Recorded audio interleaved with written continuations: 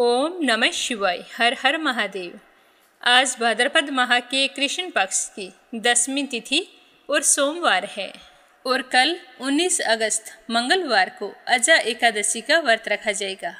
तो सारे विष्णु भक्त इस बात का ध्यान रखें क्योंकि एकादशी व्रत का नियम 10वीं तिथि के दिन से लागू हो जाता है। अजा एकादशी व्रत के बारे में धार्मिक पुराणों में बताया गया है कि इस व्रत को करने से मनुष्य पिशाच योनि से छूट जाता है और जन्म जन्मांतर के किए हुए पाप उसी क्षण नष्ट हो जाते हैं। इस एकादशी का व्रत करने से मनुष्य को जप तप दान और यज्ञ का पुण्य फल प्राप्त होता है। वह अपने जीवन के समस्त सुखों का भोग करता हुआ अंत में वैकुंठ धाम को जाता है। अतः हर मनुष्य को अपने जीवन काल में एकादशी का व्रत अवश्य करना चाहिए। अपने इसी चैनल मीरा भक्ति स्टोरीज पर 19 अगस्त मंगलवार को अजा एकादशी की बहुत ही सुंदर कथा प्रस्तुत की जाएगी। तो सारे विष्णु भक्त इस कथा को एक बार अवश्य सुने। भगवान श्री हरि के आशीर्वाद से आपकी सारी मनोकामनाएं पूर्ण हों। इसी मंगल कामना के साथ शुरू करते हैं आज की कथा। बोलो गणेश जी महाराज की जय हो। हिंदू धर्म में भगवान गणेश को प्रथम पूज्य देवता माना गया है, जिसका मतलब है कि किसी भी पूजा पाठ और शुभ कार्य के समय सबसे पहले गणेश जी की पूजा की जाती है। भगवान गणेश जी की पूजा करने से जीवन के सारे दुख दर्द समाप्त हो जाते हैं और जो आप कार्य करने जा रहे हैं उसमें आपको सफलता मिलती है। इसीलिए व्रत और उपवास के समय भी गणेश जी की कहानी जरूर सुननी चाहिए, जिससे आपका व्रत और कथा संपूर्ण मानी जाए, क्योंकि गणेश जी की कथा सुने बिना हमारा व्रत अधूरा ही रहता है। तो आइए सुनते हैं गणेश जी भगवान की कथा। तो प्रेम से बोलो गणेश भगवान की जय हो। एक नगर में एक बूढ़ी माई रहती थी जो रोजाना मिट्टी के गणेश की पूजा किया करती थी। वो रोजाना मिट्टी का गणेश जी बनाती और फिर पूजा करती, पर जैसे ही बूढ़ी माई गणेश जी की प्रतिमा को स्नान कराती तो मिट्टी का गणेश जी था वो तो गल जाता। तो वह बूढ़ी माई बड़ी ही परेशान होती। वो चाहती कि मेरे पास ऐसी प्रतिमा हो जो खराब ना हो तो कितना अच्छा हो। तो एक समय की बात है, बूढ़ी माई के घर के पास एक सेठ जी का मकान बन रहा था। तब बूढ़ी माई मकान बनाने वाले मिस्त्री के पास जाकर बोली कि बेटा, मुझे पत्थर की मूर्ति बना दे। मैं गणेश जी की पूजा करती हूँ, मिट्टी का गणेश जी बनाती हूँ, पानी लगते ही वो तो गल जाता है।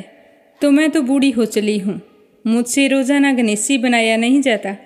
इसीलिए बेटा तू मेरे लिए एक पत्थर का गणेश जी बना दे। गणेश भगवान तेरी सारी मनोकामनाएं पूर्ण करेंगे।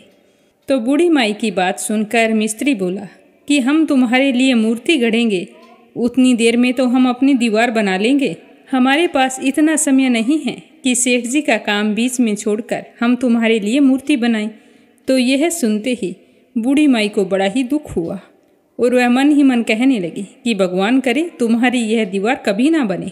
यह कहकर बूढ़ी अम्मा अपने घर चली गई और मिस्त्री और मजदूर दीवार बनाने में लग गए। अब दीवार जैसे ही बनाए तो वो टेढ़ी हो जाए, तो दीवार को तोड़े फिर से बनाए, पर सीधी दीवार ना बने। इस तरह पूरा दिन एक ही दीवार को तोड़ते बनाते हुए बीत गया। शाम को सेठ जी आए और कहने लगे कि आपने अभी तक कुछ नहीं किया। तो मिस्त्री ने बूढ़ी माई के आने की सारी बात बताई। तो सेठ जी सुनकर बूढ़ी माई के पास गए और प्रणाम करके कहने लगे कि माँ जी, आप आशीर्वाद दो कि मेरा मकान जल्दी से पूरा हो जाए। मैं तुम्हारे लिए पत्थर का क्यों सोने का गणेश जी बनवा दूंगा। तो यह सुनकर बूढ़ी माई बहुत ही प्रसन्न हुई और उसने सेठ जी को आशीर्वाद दिया कि बेटा, बिना कोई विघ्न के तेरा मकान जल्दी से पूरा हो जाएगा। तो सेठ जी ने आकर देखा कि टेढ़ी दीवार थी वो बिल्कुल सीधी हो गई थी। तो यह गणेश जी का चमत्कार देखकर मिस्त्री और मजदूर सेठ जी सारे गणेश जी की जय जयकार करने लगे और सेठ जी ने जैसा कहा था वैसा ही किया। सोने का गणेश जी बनवाकर बूढ़ी माई को लाकर दे दिया। तो यह देखकर बूढ़ी अम्मा बहुत ही प्रसन्न हुई और सेठ जी को ढेरों दुआएं देने लगी। उसी दिन से सेठ जी भी गणेश जी का पक्का भक्त बन गया और रोजाना सबसे पहले उठकर स्नान करता, फिर गणेश जी की पूजा करके ही अन्य कोई काम किया करता था। तो गणेश जी के आशीर्वाद से सेठ जी दिन दुगनी रात चौगुनी तरक्की करने लगा। बोलो गणेश जी भगवान की जय हो। अब अपने सुनते हैं सोमवार व्रत कथा। शिव परिवार की जय हो। एक बार भगवान भोलेनाथ और माता पार्वती जी मृत्युलोक में घूमने की इच्छा से आए हुए थे और घूमते घूमते शिव और गौरी विदर्भ देश के अमरावती नामक नगरी में जा पहुँचे, जो कि बहुत ही सुंदर थी। वहाँ जाकर उन्होंने देखा कि वह नगरी तो सभी प्रकार के सुखों से परिपूर्ण है और उस नगरी में एक बहुत ही सुंदर शिवालय था जो वहाँ के राजा ने बनवाया था। तो उस मंदिर में जाकर भगवान भोलेनाथ और पार्वती जी निवास करने लगे। एक दिन माता पार्वती जी ने भगवान से कहा कि हे प्रभु, आज तो मेरा मन कर रहा है कि हम दोनों चौसर पासा खेलें। तो भगवान शंकर ने कहा कि ठीक है, लेकिन हम दोनों खेलेंगे तो हमारी हार जीत का फैसला कौन करेगा। उसी समय माँ पार्वती की नज़र मंदिर के बूढ़े ब्राह्मण पर पड़ी जो पूजा करने के लिए आया हुआ था। तो माता ने ब्राह्मण को देखकर कहा कि पुजारी जी, हम दोनों चौसर पासा खेल रहे हैं, आप हमारे हार जीत का फैसला कर देना। तो ब्राह्मण ने बिना सोचे समझे झट से कह दिया कि इसमें खेलने की कोई ज़रूरत नहीं है, इस खेल में तो भगवान भोलेनाथ ही जीतेंगे। तो माता पार्वती जी को मन ही मन गुस्सा आया। फिर शिव और पार्वती जी दोनों चौसर पासा खेलने लगे। कुछ समय बाद दोनों की बाजी समाप्त हुई और माँ पार्वती जी जीत गई। माता पार्वती को ब्राह्मण के झूठ बोलने पर बड़ा ही क्रोध आया और उन्होंने कहा कि हे ब्राह्मण, तुम ब्राह्मण होकर झूठ बोलता है, मैं तुझे श्राप देती हूँ कि तुझे इसी समय कोढ़ हो जाए। तो माता पार्वती के इस तरह के श्राप को सुनकर शिव जी भी बड़े हैरान हुए और वो माता पार्वती को समझाने लगे कि पार्वती जी, ऐसा कहना ठीक नहीं है, एक ब्राह्मण को आपने इस तरह से श्राप दे दिया। लेकिन पार्वती जी ने शिव जी की एक भी बात नहीं सुनी और वहाँ से चलने लगी।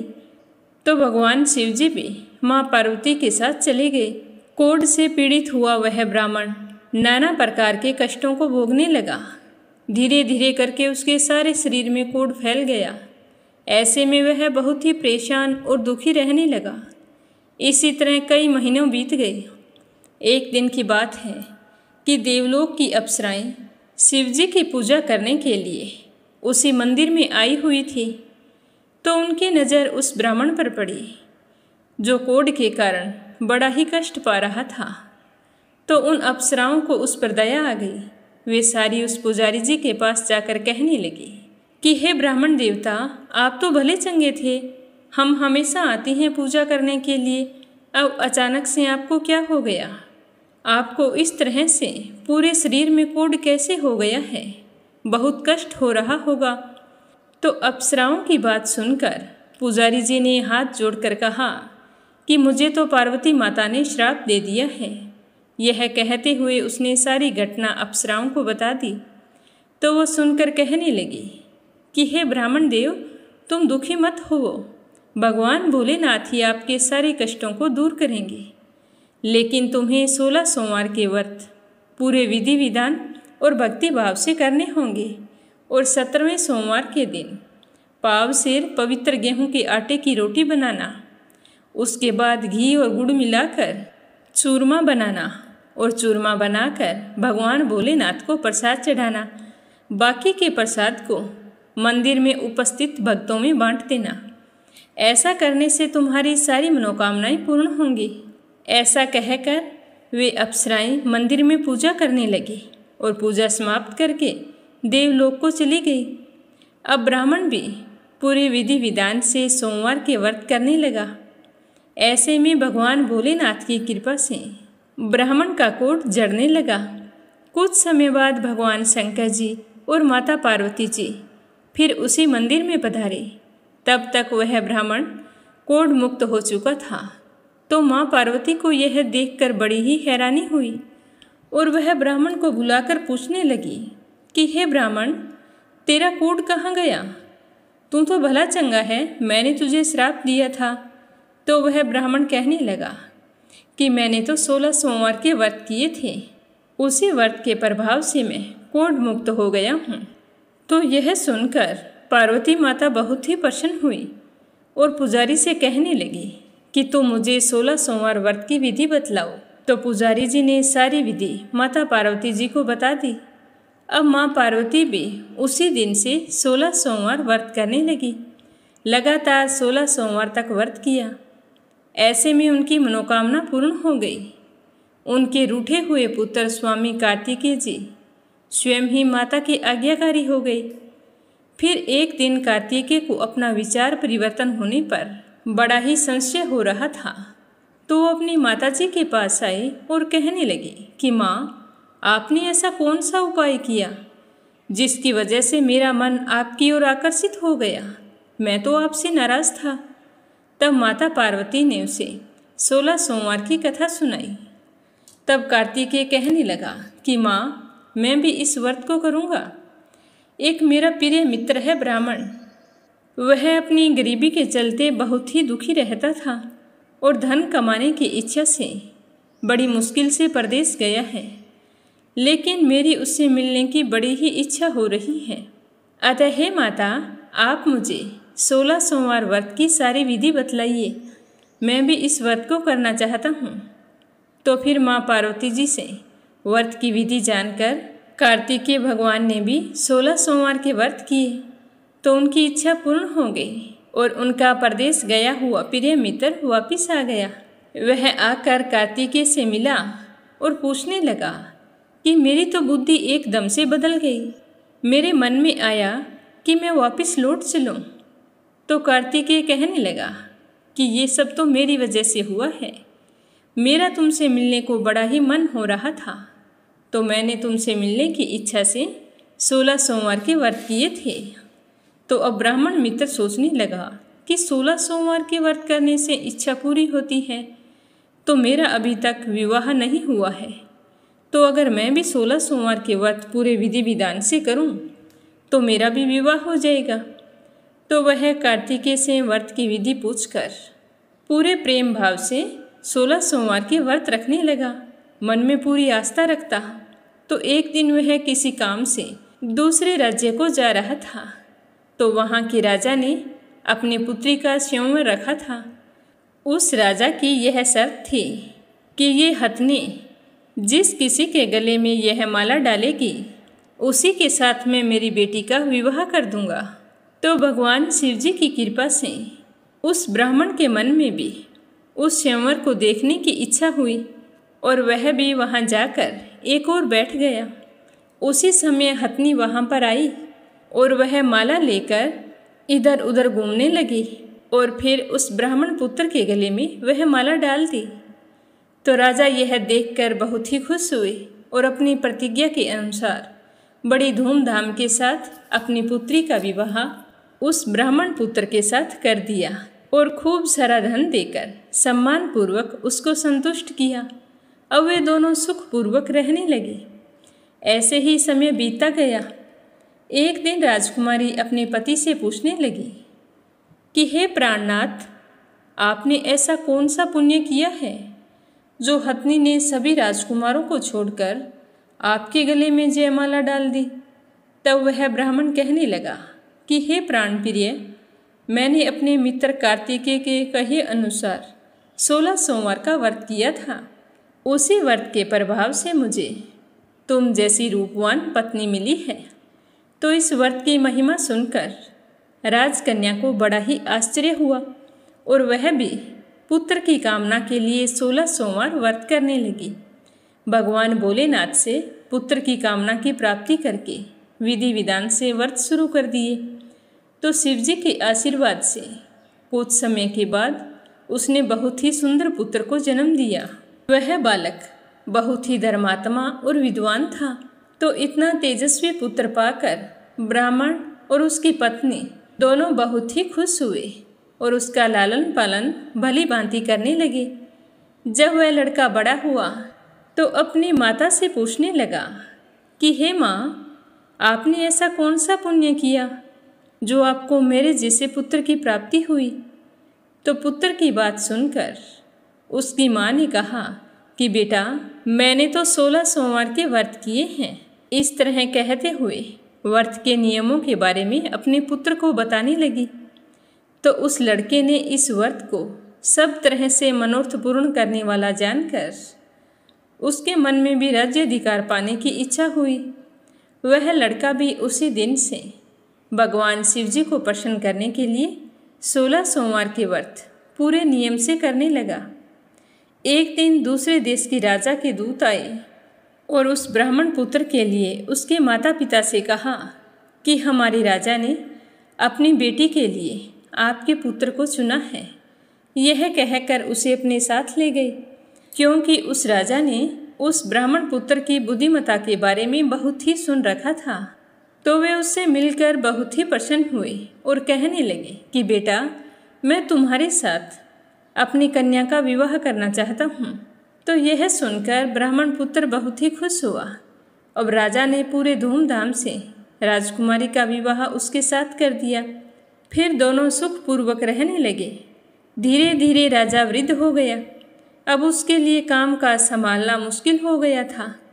तो उसने एक दिन अपने दामाद को बुलाकर कहा कि हे बेटा, मैं तेरा राज्य तिलक करना चाहता हूँ।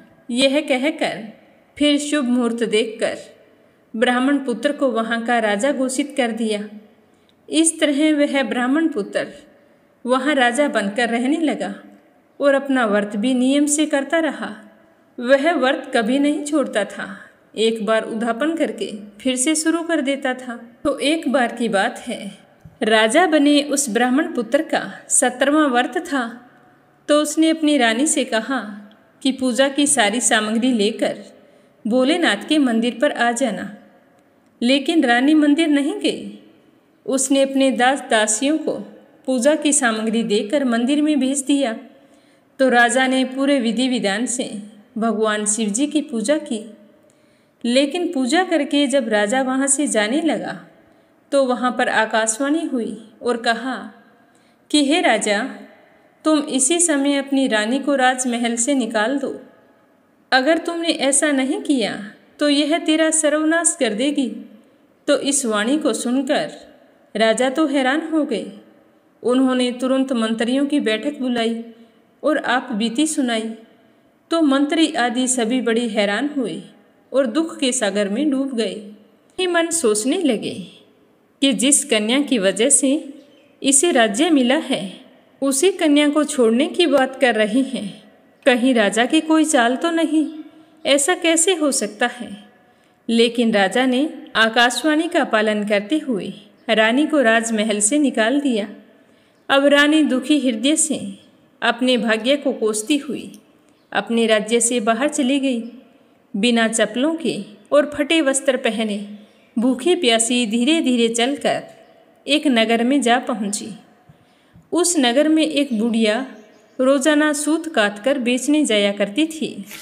तो जैसे ही उस बुढ़िया ने रानी को देखा तो कहने लगी कि बेटी, तेरी ऐसी हालत कैसे हो गई?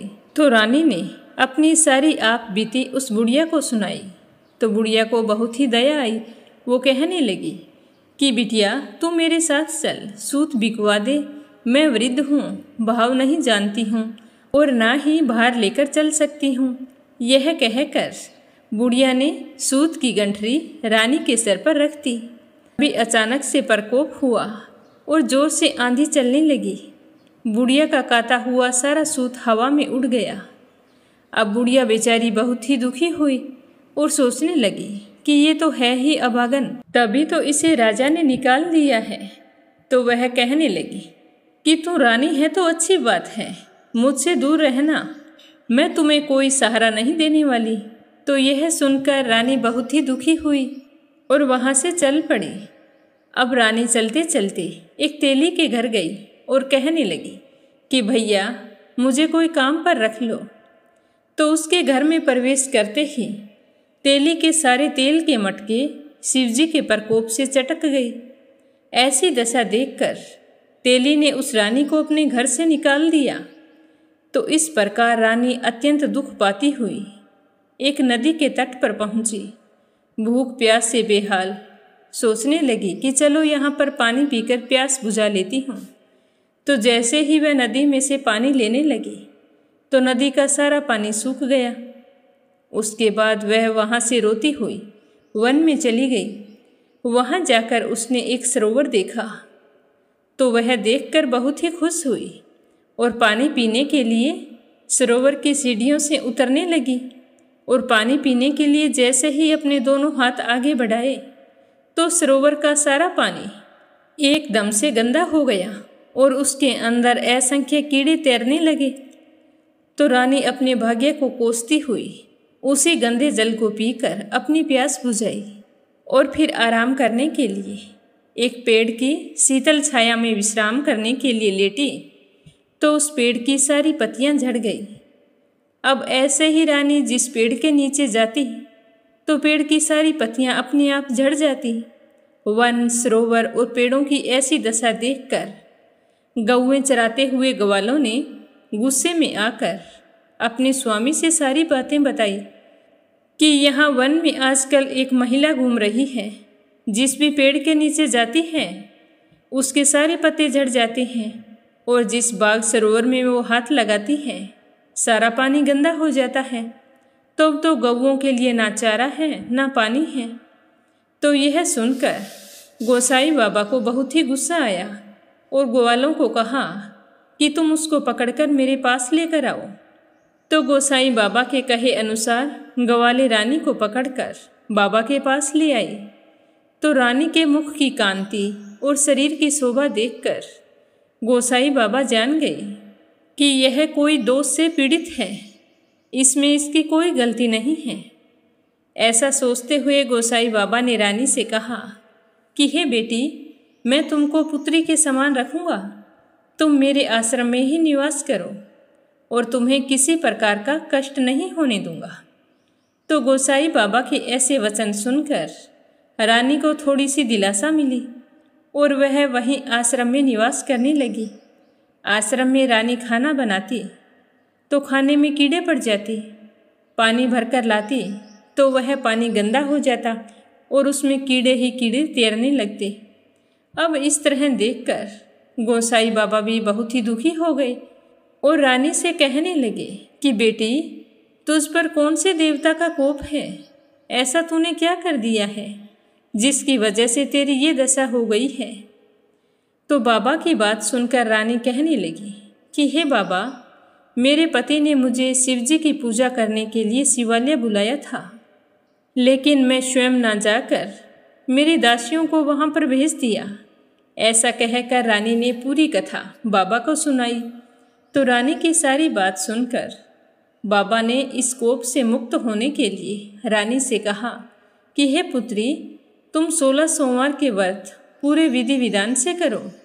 अब वह बाबा की बात मानकर रानी 16 सोमवार के व्रत पूरे नियम से करने लगी। जब रानी के 16 सोमवार व्रत पूरे हुए और जब उसने 17वें सोमवार का व्रत किया और रोज की तरह भगवान भोलेनाथ की पूजा कर रही थी, तो भगवान शिवजी के प्रभाव से राजा के मन में अपनी रानी का विचार उत्पन्न हुआ और वो सोचने लगे कि मेरी रानी को गए हुए कितना समय हो गया है, ना जाने बेचारी कहाँ कहाँ भटक रही होगी। उसका तो मैं ही सहारा था और उसी की वजह से मुझे ये राज्य मिला था। मैंने तो उसके साथ अन्याय कर दिया है। अब मुझे जाकर उसे ढूंढना चाहिए। शिवजी की कृपा हो कि वह मुझे सही सलामत मिल जाए। ऐसा मन में निश्चय करके राजा ने सैनिकों को बुलाया और चारों दिशाओं में रानी की तलाश करने के लिए भेज दिया। अब सैनिक चारों दिशाओं में ढूंढने लगे। ढूंढते ढूंढते गोसाई बाबा के आश्रम में जा पहुँचे। वहाँ रानी को देखकर सैनिक बहुत ही खुश हुए और गोसाई बाबा से कहा कि बाबा, ये रानी है और इसे हम साथ लेने आए हैं। तो सैनिकों की बात सुनकर गोसाई बाबा ने रानी को साथ भेजने से मना कर दिया। तो सैनिक चुपचाप लौट आए। महल में आकर राजा को सारी बात बताई। तब राजा स्वयं रानी को लेने के लिए गोसाई बाबा के आश्रम पर गए और पुजारी जी से प्रार्थना करते हुए कहने लगे कि हे महाराज, जो देवी आपके आश्रम में रहती है वो मेरी पत्नी है। शिवजी के कोप से मैंने इसका त्याग कर दिया था और अब से इन पर शिव जी का कोप शांत हो गया है, इसीलिए मेरे मन में इन्हें वापस ले जाने की इच्छा जागृत हुई है। हे बाबा, मैं अपनी पत्नी को लेने के लिए आया हूँ। अगर आपकी आज्ञा हो तो मैं इन्हें अपने साथ ले जाना चाहता हूँ। तो गोसाईं बाबा ने राजा के वचनों को सत्य समझकर रानी को राजा के साथ जाने की आज्ञा दे दी। गोसाईं जी की आज्ञा पाकर रानी अपने पति के साथ अपने राज्य के लिए चल दी। रानी के आने की खबर पाकर राज्य के सारे निवासी बहुत ही खुश हुए। घर घर बाजे बजने लगे। नगर के दरवाजे पर तोरण बंधनवारों से सजाया गया। सारे नागरिक बहुत ही खुश थे। घर घर में मंगल गीत गाए जा रहे थे। बड़े बूढ़े बातें कर रहे थे कि हमारे राजा की इकलौती पुत्री थी। अच्छा हुआ जो समय रहते राजा में समझ आ गई और वो हमारी पुत्री को वापस ले आई। ये तो बहुत ही अच्छा काम हो रहा है। तभी राजा रानी को लेकर नगर के दरवाजे पर पहुंच गए तो पंडितों ने विविध वेद मंत्रों का उच्चारण करके अपनी रानी का भली भांति स्वागत किया। इस प्रकार रानी ने अपनी राजधानी में पुनः प्रवेश किया। राजा ने अपनी रानी के घर आने की खुशी में ब्राह्मणों को अनेक प्रकार के दान आदि देकर संतुष्ट किया। याचकों को धन धान्य दिया और पूरी नगरी में जगह जगह सदाव्रत खुलवाई, जहां भूखों और गरीबों को खाने को भोजन मिलता था। इस प्रकार राजा और रानी भगवान भोलेनाथ की कृपा से सभी प्रकार के सुख भोगते हुए 16 सोमवार व्रत करने लगे। अब रानी भी पूजा पाठ करने में कोई आलस्य नहीं करती थी। जीवन के समस्त सुखों का भोग करते हुए अंत में दोनों शिवपुरी को पधार गए। बोलो शिव परिवार की जय हो। अब अपने सुनते हैं दशा माता की कहानी। बोलो दशा माता की जय हो। प्राचीन समय की बात है। एक नगर में एक राजा रहा करता था। उसकी रानी बहुत ही सुंदर और कोमल अंगों वाली थी। राजा की चहेती थी, तो राजा ने उसके लिए सोने के लिए फूलों की सैया तैयार करने का आदेश दिया था। तो वह रानी फूलों की सैया पर सोया करती थी। उसके लिए रोजाना नए नए फूलों की सैया तैयार की जाती थी। तो एक दिन की बात है कि फूलों के साथ में एक कच्ची कली भी आ गई और वो रानी के चुभने लगी। तो इस वजह से रानी को पूरी रात नींद नहीं आई और करवटें बदलती रही। तो राजा ने पूछा कि क्या बात है, आज तुम्हें नींद नहीं आई? तो रानी कहने लगी कि हे राजन, आज फूलों के साथ एक कच्ची कली आ गई थी। वह बार बार मेरे शरीर में चुभ रही थी, इसी कारण मुझे नींद नहीं आई। तो वहाँ राजा के शयन कक्ष में एक दीपक जल रहा था, जिसे ज्योति स्वरूप कहते हैं। ज्योति स्वरूप रानी की बात सुनकर हंसने लगा। तो राजा ने हाथ जोड़कर दीपक से हंसने का कारण पूछा। तो ज्योति स्वरूप दीपक ने बताया कि अभी तो रानी को एक कच्ची कली के कारण ही इतनी तकलीफ हो रही है। कल सवेरा होने के बाद में रानी को सिर पर बोझा ढोना पड़ेगा, तब इनकी क्या हालत होगी।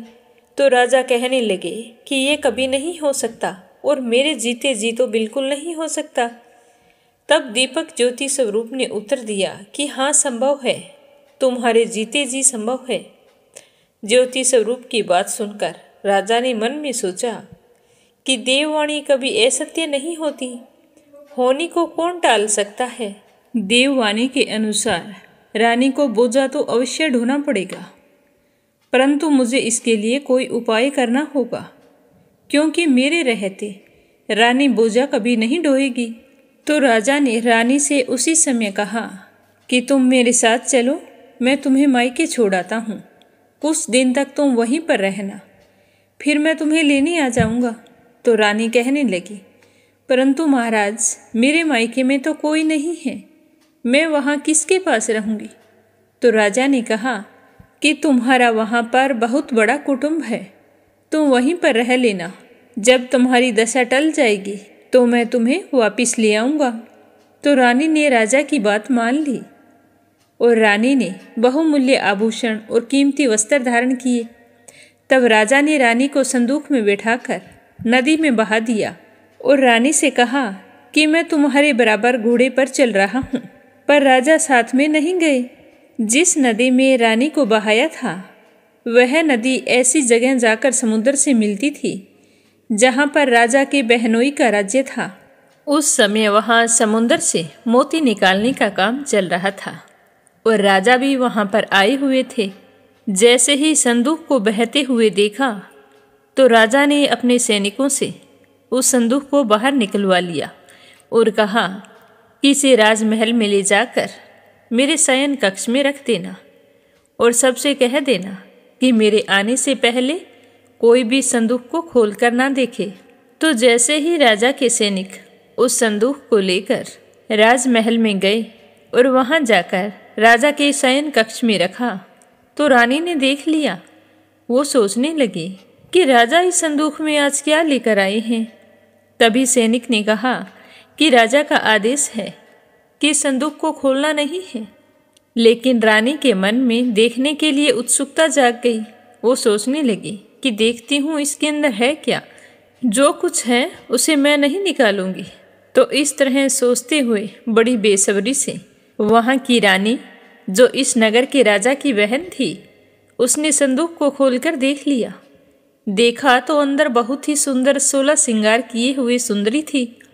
रानी अपने मन में सोचने लगी कि यदि राजा इसको इस दशा में देखेंगे तो इसके ही हो जाएंगे और मुझे छोड़ देंगे।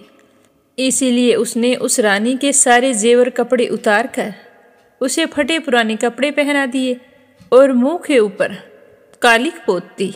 फिर संदूक में वापस बंद कर दिया। शाम को जब राजा आए तो उन्होंने रानी को शयन कक्ष में बुलाया और पूछा कि रानी, आज मैंने एक संदूक भिजवाया था, वो कहाँ है?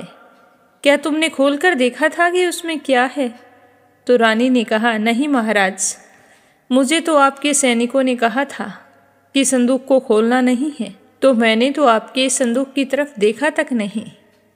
तो राजा ने रानी के सामने संदूक खुलवाया तो संदूक में एक औरत लेटी थी। फटे पुराने कपड़े थे, भिखारिन जैसा हाल था। तो रानी कहने लगी कि महाराज, ये तो कोई भिखारिन है, इसको कारखाने में भिजवा दो। तो आपने इस संदूक को शयन कक्ष में क्यों रखवाया था? तो राजा हैरान होते हुए कहने लगे कि मैंने तो संदूक को देखा था, पूरा राजसी था, कितना महंगा है, तो मैंने सोचा कि इसके अंदर कोई महंगी ही वस्तु होगी।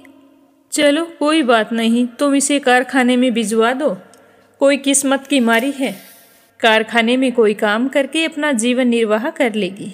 तो रानी बेचारी चुपचाप सुनती रही, उसने कुछ भी नहीं कहा। वो तो अपनी ननंद को पहचान रही थी और ननंद के पता नहीं आंखों पर कौन सी पट्टी पड़ गई थी। फिर राजा के आदेश पर रानी को कारखाने में भिजवा दिया। अब वहाँ पर रानी रोजाना लकड़ियों का बोझा ढोती और अपना जीवन निर्वाह करती।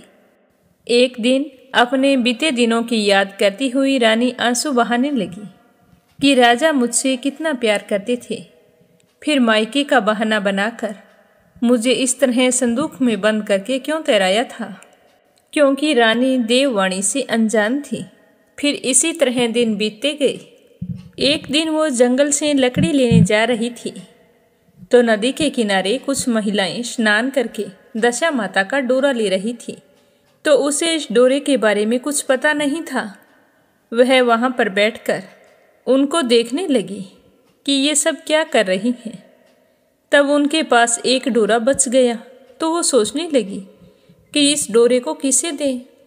तो उसी समय उनकी नज़र लकड़ी ढोने वाली रानी पर पड़ी। तो वे उस रानी के पास आकर कहने लगी कि बहन, हमारे पास एक दशा माता का डोरा बच गया है, अगर तुम ले लो और हमारे साथ दशा माता की पूजा करो। तो रानी कहने लगी कि मुझे डोरा लेने में कोई हर्ज नहीं है, परंतु मुझे तो खाने भर को नहीं दिया जाता, मैं इस डोरे की पूजा कैसे करूँगी। तो वे कहने लगी कि बहन, तुम इस बात की चिंता मत करो, हम रोज़ इसी जगह पर स्नान करने आएंगी।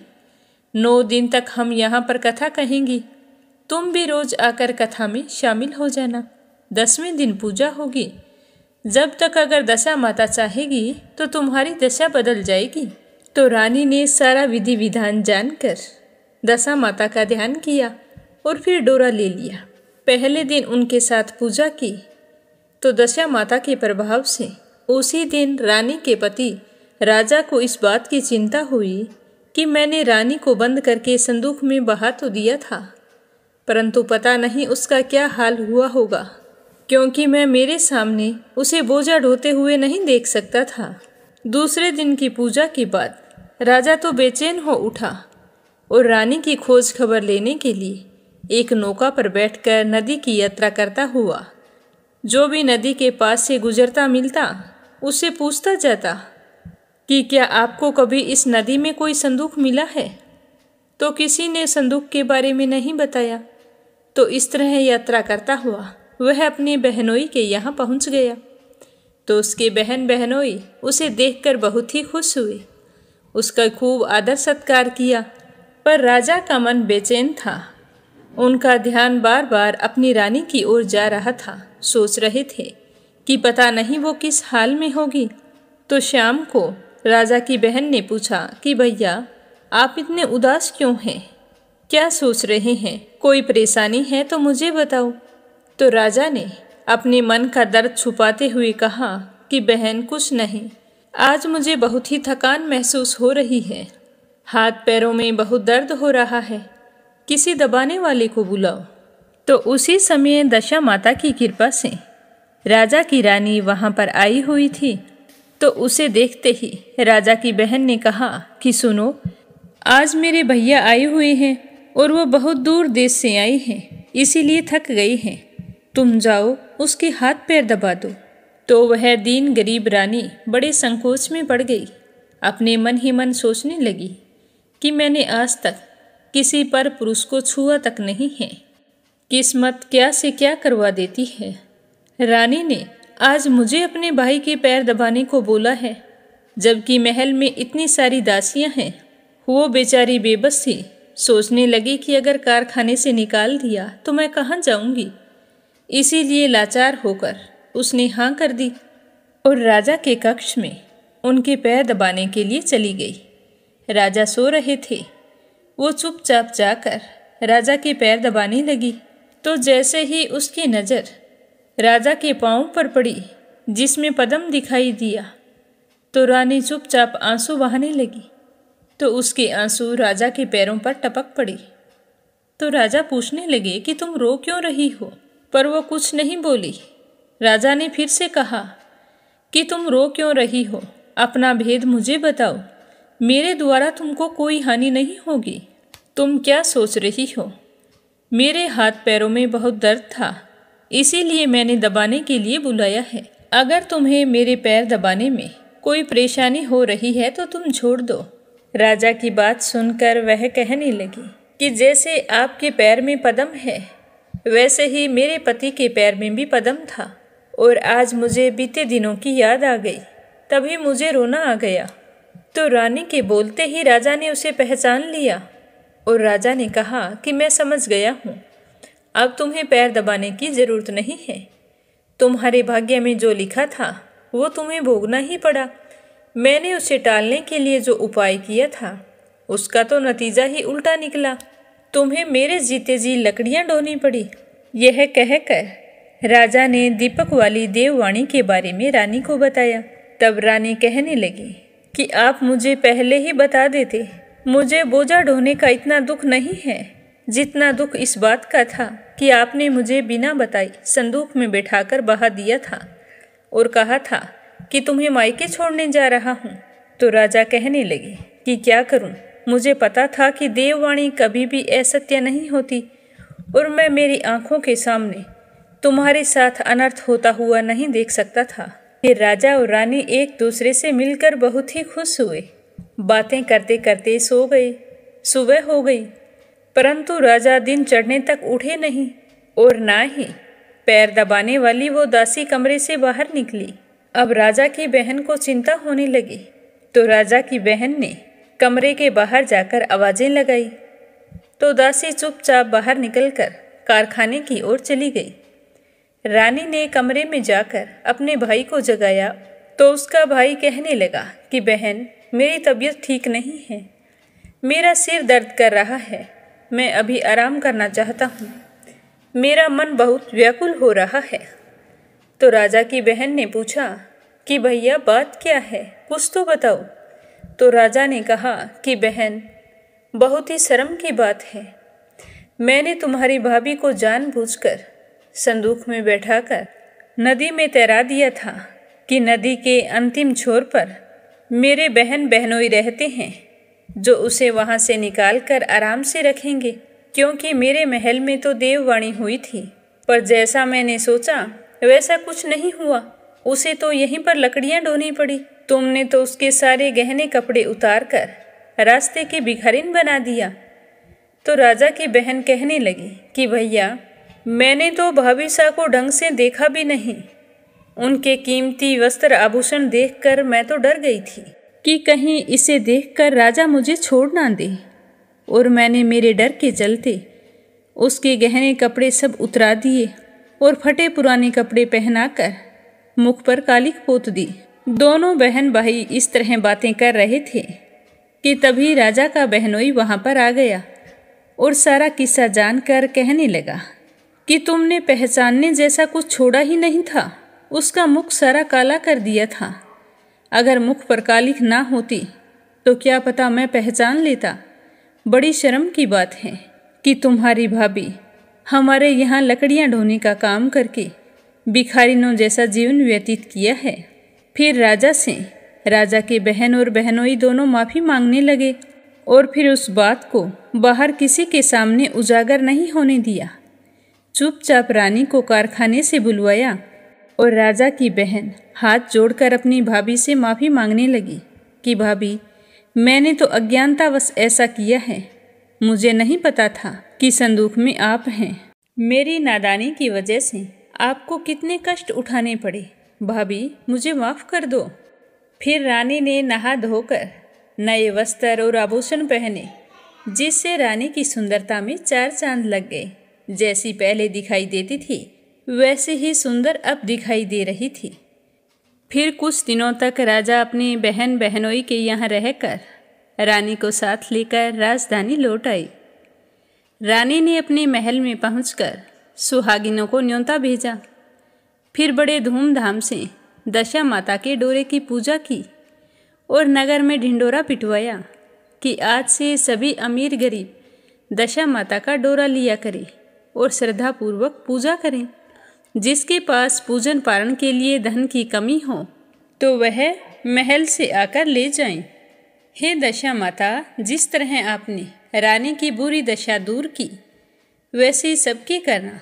सुख सौभाग्य का वास करना, अन्न धन के भंडार भरना। बोलो दशा माता की जय हो। अब अपने सुनते हैं स्कंद पुराण का आगे का अध्याय। तो प्रेम भाव से कहिए, स्कंद पुराण की जय हो, शिव परिवार की जय हो।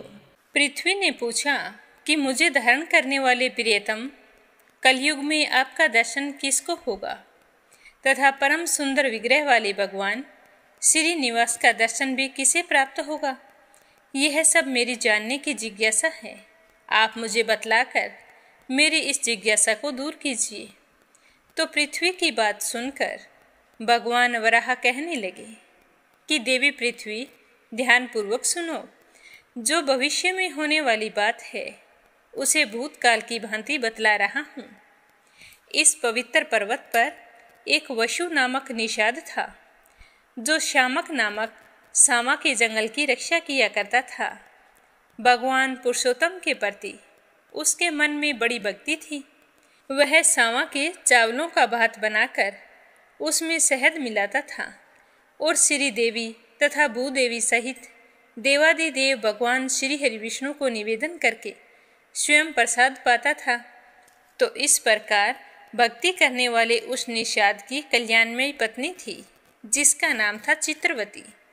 उसने समय आने पर एक उत्तम पुत्र को जन्म दिया, जिसे पाकर वसु और चित्रवती बहुत ही प्रसन्न हुए और उसका नाम वीर रखा। वसु अपने पुत्र और पतिव्रता पत्नी के साथ आनंद पूर्वक रहता था। एक दिन वह अपने पुत्र को सांवा की रक्षा करने का आदेश देकर स्वयं अपनी पत्नी के साथ शहद खोजने के लिए चला गया। मधु का छत्ता देखने की इच्छा से वह एक वन से दूसरे वन में शीघ्रतापूर्वक चला जा रहा था और इधर पीछे उसके पुत्र ने सांवा के तैयार किए हुए भात को लेकर कुछ अग्नि में डाल दिया और कुछ पीसकर वृक्ष की जड़ में भगवान श्रीपति को भोग लगाया। फिर भगवान का प्रसाद खाकर वहीं पर सुख से बैठ गया। थोड़ी देर बाद में वसु अपनी पत्नी के साथ शहद लेकर आया और सांवा के चावलों को खाया हुआ देखकर अपने पुत्र को फटकारने लगा। उसने बड़ी उतावली के साथ वीर को मार डालने के लिए तलवार उठाई और तलवार चलाने के लिए जैसे ही हाथ ऊपर किया तो उस समय भगवान विष्णु उसी वृक्ष पर विराजमान थे। तब उसने वृक्ष की ओर देखा कि भगवान विष्णु हाथ में शंख, चक्र और गदा लिए तथा आधा शरीर वृक्ष पर टिकाई खड़े थे। तो उन्हें देखते ही वसु ने तलवार छोड़ दी और भगवान के चरणों में गिरकर प्रणाम करके कहा कि हे देव देवेश्वर, आप यह क्या कर रहे हैं? तो श्री भगवान जी कहने लगे कि हे वसु, तुम मेरी बात सुनो। तुम्हारा पुत्र मुझ में बहुत भक्ति रखता है। यह तो मुझे तुझसे भी बढ़कर प्यारा है, इसीलिए मैंने इसे प्रत्यक्ष दर्शन दिया है। इसकी दृष्टि में मैं सर्वत्र हूँ, किंतु तुम्हारी दृष्टि में केवल स्वामी पुष्करिणी के तट पर रहता हूँ। तो भगवान का यह वचन सुनकर वसु बड़ा ही प्रसन्न हुआ। एक समय चंद्रवंश में तोंडमान नाम से प्रसिद्ध राजा हुआ करते थे। वे बड़े ही वीर थे। उनके पिता का नाम सुवीर और माता का नाम नंदिनी था। 5 वर्ष की अवस्था में उनके हृदय में भगवान विष्णु की भक्ति प्रकट हो गई। वे बड़े बुद्धिमान, सुशीलता, शूरता तथा पराक्रम आदि गुणों के निधि थे और युवा होने पर उन्होंने पांड्य नरेश की सुंदरी पुत्री पद्मा के साथ विवाह किया था। उसके बाद अलग अलग देशों में जहाँ भी कन्याओं का स्वयंवर रचा जाता था, वहाँ जाकर स्वयंवर में उन कन्याओं को जीत कर ब्याह कर लाते थे और नारायणपुर में रहकर इस पृथ्वी पर देवराज इंद्र की भांति सुख भोगते थे। एक दिन सिंह के समान पराक्रमी तोंडमान अपने पिता की आज्ञा लेकर वेंकटाचल के समीप शिकार खेलने के लिए गए। वहाँ अपने सेवकों के साथ पैदल घूम रहे थे तो घूमते घूमते उन्होंने एक यूथपति गजराज को देखा और उसे पकड़ने के लिए उसका पीछा किया। स्वर्णमुखरी नदी को पार करके वे परम उत्तम ब्रह्म ऋषि सुक के पास गए और उन्हें प्रणाम करके उनकी आज्ञा लेकर एक वन से दूसरे वन में चलते गए। तो एक जगह उन्होंने रेणुका देवी को देखा जो वाल्मीकि बांबी के आकार में खड़ी थी। उनको प्रणाम करके वीर तोंडमान पश्चिम की ओर चले गए। तो आगे जाकर उन्होंने एक पंचरंगा तोता देखा। वे उसे पकड़ने के लिए उसके पीछे पीछे दौड़ने लगे। तो तोता श्रीनिवास का नाम रटता हुआ शीघ्र ही पर्वत के शिखर पर जा पहुंचा। तो पीछा करते हुए राजा भी गिरिराज पर चढ़ गए और उस तोते को ढूंढते ढूंढते श्यामाक वन में जा पहुँचे। वहाँ पहुँचने पर उन्हें वह तोता दिखाई नहीं दिया तो राजा बड़े निराश हुए। तभी उन्होंने वन की रक्षा करने वाले निषाद को देखा और निषाद ने भी राजा को आते देखकर शीघ्रतापूर्वक आगे आकर उनकी आगवानी की और उन्हें प्रणाम करके विनीत भाव से वह दोनों हाथ जोड़कर खड़ा हो गया। राजा तोंडमान ने भी उसका आदर करके उससे पूछा कि हे वनेचर, इधर कोई पंचरंगा तोता आया है क्या तुमने उसे देखा है? वह श्रीनिवास की रट लगा रहा था।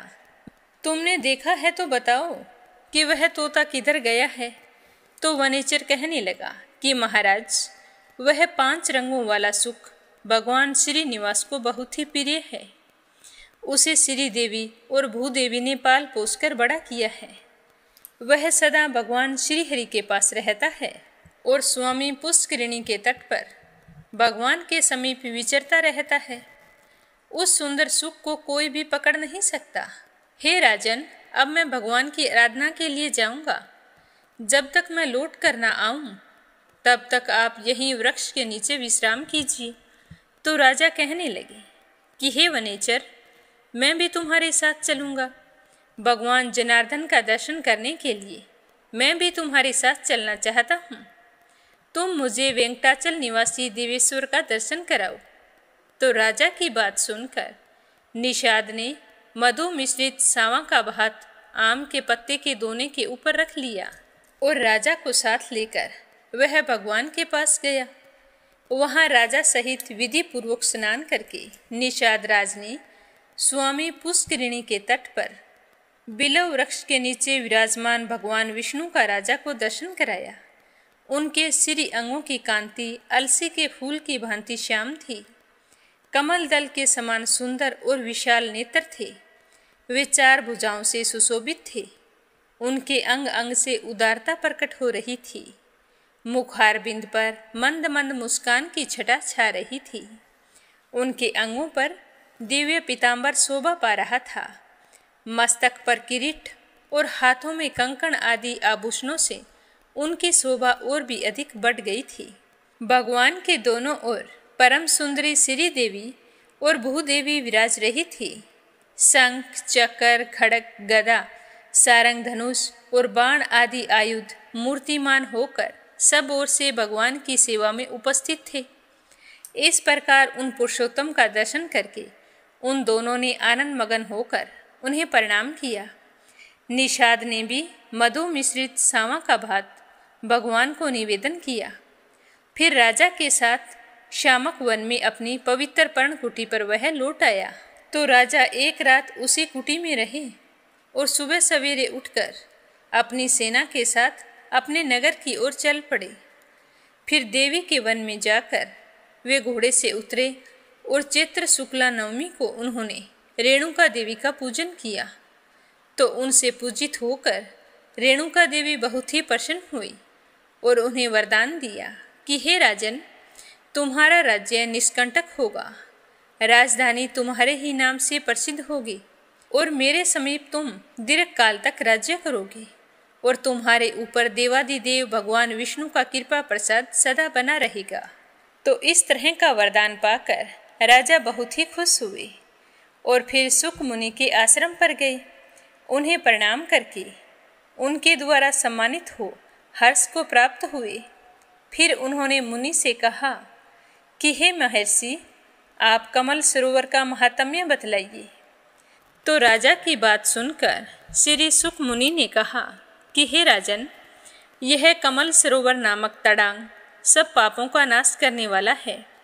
कीर्तन, स्मरण और स्नान करने से यह मनुष्य को इस पृथ्वी पर लक्ष्मी प्रदान करने वाला होता है।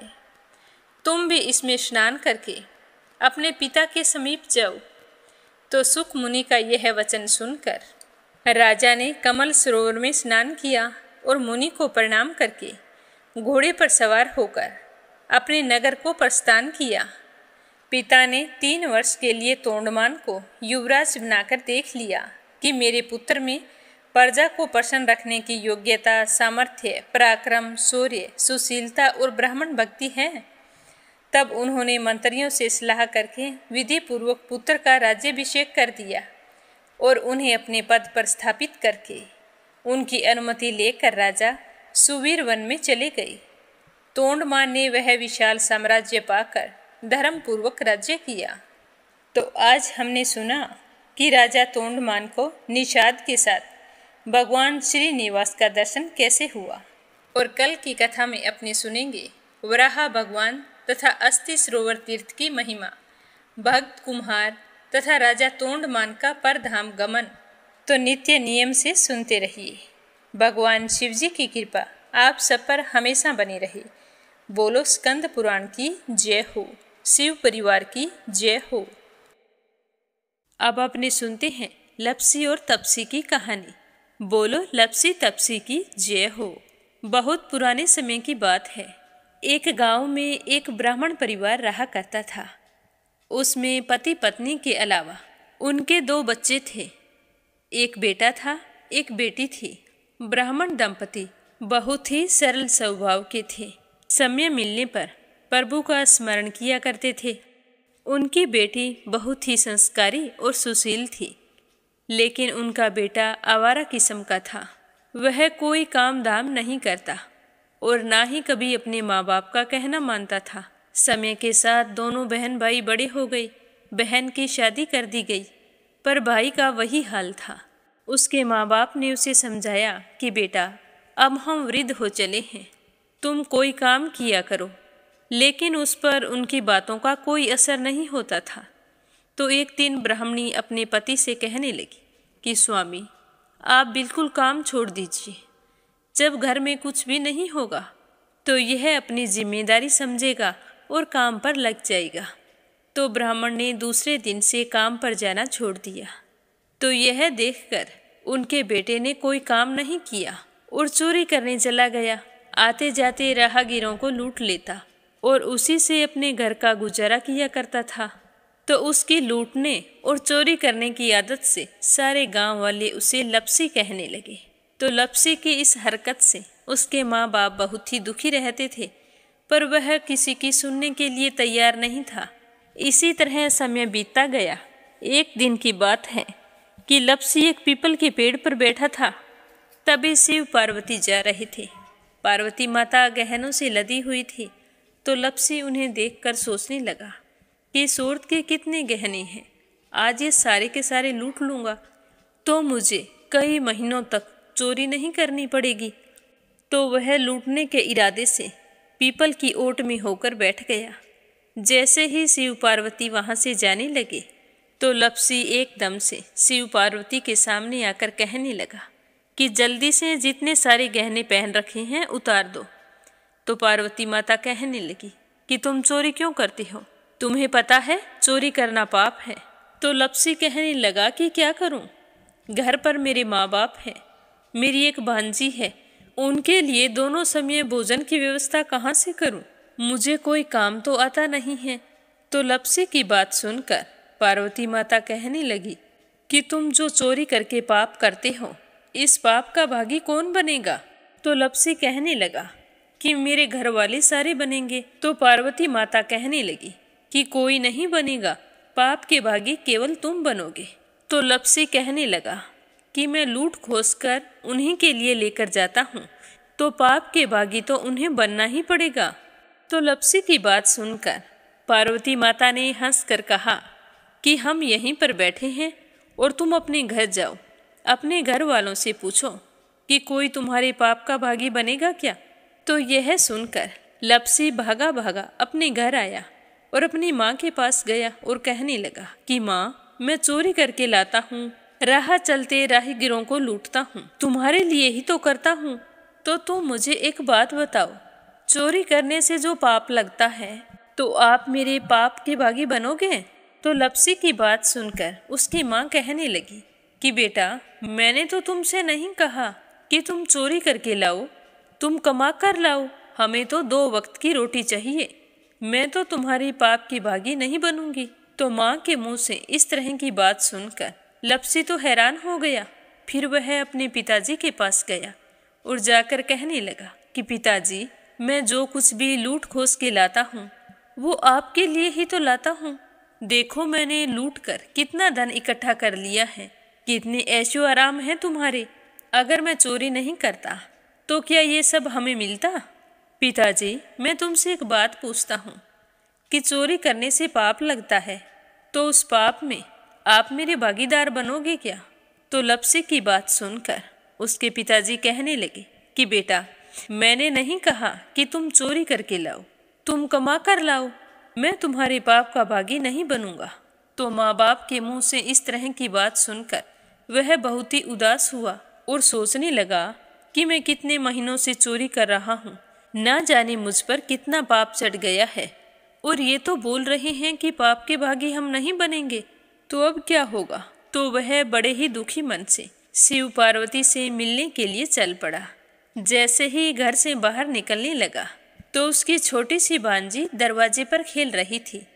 उसे पता नहीं था कि पाप पुण्य क्या होता है।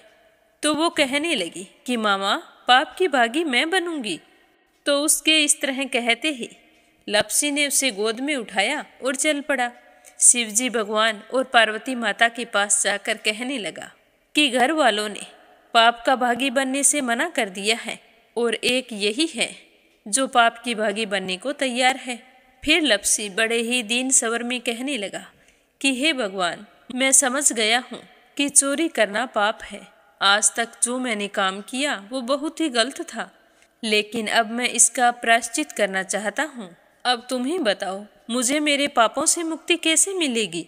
तो उसकी बात सुनकर शिव पार्वती बहुत ही खुश हुए और लपसी को कच्चे सूत का एक छोटा सा गोला देते हुए कहा कि लपसी, ये सूत लो और इस पीपल के चारों ओर परिक्रमा लगाओ। जब यह सूत समाप्त हो जाएगा तब तुम्हारे सारे पाप नष्ट हो जाएंगे। तो यह सुनकर लपसी बहुत ही खुश हुआ। सोचने लगा कि छोटा सा गोला है, अभी लपेटकर घर चला जाऊंगा, उसके बाद में कभी कोई पाप नहीं करूंगा। फिर उसने अपनी बांजी को कंधे पर बैठाया और पीपल की परिक्रमा लगानी शुरू कर दी। अब भगवान का वह सूत खत्म कहाँ होने वाला था। लपसी चक्कर लगाता गया पर वह सूत खत्म नहीं हुआ। चक्कर लगाते लगाते 1 महीने, 6 महीने, साल, पूरे 12 साल बीत गए पर वह सूत खत्म नहीं हुआ। 12 साल बाद एक बार फिर शिव पार्वती जी वहाँ से गुजर रहे थे तो पार्वती माता ने कहा कि स्वामी, चलो लपसी को चलकर देखते हैं। तो शिवजी कहने लगे, वो चोरी करने वाला, लूटने वाला कब का चला गया होगा? तो पार्वती माता कहने लगी कि नहीं स्वामी, चलकर देखने में क्या जाता है, चलो एक बार देखते हैं। तो शिव पार्वती जी जैसे ही पीपल वृक्ष के पास आए तो देखा कि लपसी तो अब भी चक्कर लगा रहा है। वहाँ चारों ओर गहरी खाई हो गई है और लपसी की बड़ी बड़ी दाढ़ी, मूंछें, नाखून बढ़ गए हैं। तो यह देखकर पार्वती माता ने कहा कि देखो स्वामी, आप तो कह रहे थे कि वो कब का ही चला गया, देखो इसके मन में सच्ची भक्ति है। तो पार्वती की बात सुनकर शिवजी ने कहा कि चलो अभी देख लेता हूँ। तो यह कहकर शिवजी ने एक सोने का कड़ा लपसी के आगे फेंक दिया। तो लपसी ने झट से उसके ऊपर पैर कर लिया। फिर अचानक से उसका ध्यान शिव पार्वती जी की ओर गया तो वो हाथ जोड़कर कहने लगा कि भगवान, अब तो मेरे पाप समाप्त हो गए होंगे, आप मुझे यहाँ से जाने की आज्ञा दीजिए। आपका यह सूत अभी तक खत्म नहीं हुआ है। तो शिवजी भगवान ने कहा कि तुम्हारे पाप कर्म भी अभी तक पूरे नहीं हुए हैं। तो शिवजी की बात सुनकर लपसी कहने लगा कि भगवान, मुझे पूरे 12 वर्ष हो गए हैं आपकी भक्ति करते करते, और अब भी आप मुझ पर शक कर रहे हैं। तो शिवजी ने कहा कि अपना पैर उठाओ। तो जैसे ही लपसी ने अपना पैर उठाया तो उसके पैर के नीचे सोने का कड़ा था। तो यह देखकर लपसी शर्मिंदा हो गया और कहने लगा कि प्रभु, गलती हो गई, मुझे माफ़ करो, आगे से मैं ऐसी गलती कभी नहीं करूँगा। तो शिवजी कहने लगे कि नहीं लपसी, तुम्हारा पाप ऐसे पूरा नहीं हो सकता। अब तुम्हें 12 वर्ष तक और इसी तरह परिक्रमा करनी होगी, उसी के बाद तुम्हारे पाप समाप्त होंगे। यह कहकर शिव पार्वती वहाँ से चले गए और वह फिर से पीपल के पेड़ की परिक्रमा करता रहा। करते करते 12 साल बीत गए। 12 साल बाद में शिव पार्वती जी वहाँ पर आए तो उन्होंने देखा कि आज भी वो वहीं पर चक्कर लगा रहा है। तो शिवजी ने फिर उसके सामने सोने की अंगूठी फेंकी पर उसने कोई ध्यान नहीं दिया। तो शिवजी भगवान प्रसन्न होकर कहने लगे कि हे लपसी, आज से तुम मेरी तपस्या करके तपसी बन गए हो। मैं तुम्हें वरदान देता हूँ कि तुम अपने जीवन में सारे सुखों को प्राप्त करेगा। और तूने 24 बरस तक मेरी भक्ति की है, इसका फल भी तुझे अवश्य मिलेगा। जो भी औरत गाय और कुत्ते की रोटी नहीं बनाएगी, उसका पुण्य फल तुम्हें मिलेगा। आंगन लीप कर दहलीज नहीं लीपेगी तो उसका पुण्य फल भी तुझे ही मिलेगा। अगर हमारे घर की बहन बेटी को हम सूट, तीवल या साड़ी भेंट स्वरूप देते हैं तो साथ में मोली का धागा और कुछ रुपये नहीं देंगे तो उसका पुण्य फल भी तुम्हें ही मिलेगा। अगर कोई दिए से दिया जलाएगा तो उसका पुण्य फल भी तुम्हें ही मिलेगा। अगर व्रत और पूजा पाठ में सारी कहानी सुन ले और तुम्हारी कहानी ना सुने तो उसका पुण्य फल भी तुम्हें ही मिलेगा। कहा जाता है कि तभी से सुबह पहली रोटी गाय की और सुबह की अंतिम रोटी छोटी बनाई जाती है और शाम को अंतिम रोटी बड़ी बनाई जाती है जो कुत्ते की होती है। और दिए से दिया भी नहीं जलाया जाता और घर की बहन बेटियों को सूट और तीवल के साथ भेंट स्वरूप कुछ रुपए भी जरूर दिए जाते हैं। और उसी दिन से हर व्रत कथा के बाद में लपसी तपसी की कहानी जरूर सुनी जाती है और कथा समाप्त होने पर कहा जाता है कि लपसी का फल लपसी को मिले, तपसी का फल तपसी को मिले। हमारी पूजा पाठ का, हमारे व्रत का और हमारी कहानी का पुण्य फल हमें मिले। बोलो लपसी तपसी की जय हो। तो ये थी लपसी और तपसी की कहानी। लपसी तपसी दो भाई नहीं थे। लपसी और तपसी एक ही आदमी का नाम था। लूट कर लाता था, इसीलिए उसे लपसी के नाम से पुकारते थे और फिर भगवान की तपस्या करने के कारण उसे तपसी के नाम से जाना जाने लगा। बोलो लपसी तपसी की जय हो। अब अपने सुनते हैं प्यारे श्रोताओं के नाम। आज का पहला कमेंट परमेश्वरी रघुवीर सिंह है दिल्ली से। दूसरा है आरती खैरावर अगरखर से। और तीसरा है अपराजिता मीना श्रीवास्तव नेपाल से। रवि सैनी सीमा सैनी मलियाना से। अंजना सरस्वती आर्य उद्धव आचार्य नेपाल से। संजय सोनिया हिताक्षी दीपेश मयंक हरियाणा से। श्रीमती यशोदा उड़ीसा से। सुनीता पवार मध्य प्रदेश से। सरला रानी करणपुर से। उमेश कुमार उत्तर प्रदेश से। तारा मिश्रा, राम नरेश मिश्रा, शुभम मिश्रा, रितेश मिश्रा गोपालगंज से। अनिल कुमार टिहरी करनाल से। श्रीचंद यादव गया बिहार से। राधा रोहिला दिल्ली से। नर बहादुर पाल महेंद्र पाल नेपाल से। शीला सिन्हा मीरा श्रीवास्तव ममता श्रीवास्तव माला छम्मा जौनपुर से। वंदना वर्मा इंदौर से। आशा शर्मा विष्णु ज्योति अंशु भीलवाड़ा से। श्रीमती शर्मा अलीगढ़ से। पवित्रा पांडे गौरव पांडे गंतव्य पांडे नेपाल से। बीनू मेहरा दिल्ली से। युवन तिवारी इंदिरा तिवारी लखनऊ से। रजनी बड़ोला उत्तराखंड से। श्यामवती सुषमा विष्णु हरियाणा से। सुनीता रानी मेरठ से। संजीव कंसल कविता कंसल हितेश कंसल आरुष कंसल रानी कंसल मुजफ्फरनगर से। बीना देविका कनिका वाशने अलीगढ़ से। गीता गोस्वामी सुनीता गोस्वामी मेरठ से। मीनू वालिया दिल्ली से। सुदेश नागपाल करनाल से। मंजू चौधरी भीलवाड़ा से। शोभा कुंवर पुरोहित अहमदाबाद से। मंजू मेहता बारां से। रामवती देवी जगबीर सिंह रवि कुमार राहुल कुमार अनुज कुमार रुद्र कुमार ज्योति वंदना भावना आराध्या अनाया अविका तोलू मोलू मेरठ से। मंजुला कपूर पंजाब से। सुमन चांदोरा जोधपुर से। राधा सैनी मथुरा से। सम्मन प्रसाद दिल्ली से। रेखा धर्मेंद्र शर्मा जयपुर से। सीमा जोशी रवि कुमार जोशी दिल्ली से। शंभू प्रसाद भट्ट स्नेहिल पूर्णिमा देवी भट्ट उत्तराखंड से। देवी सिंह कार्तिक पायल सौम्या उमा रघुवंशी गजबा सौदा से। चुक्की देवी बालोतरा से। वीणा कालड़ा आगरा से। दिल्ली बहादुर भंडारी सरिता भंडारी नम्रता भंडारी सूरज भंडारी नेपाल से। निर्मला पांचाल करनाल से।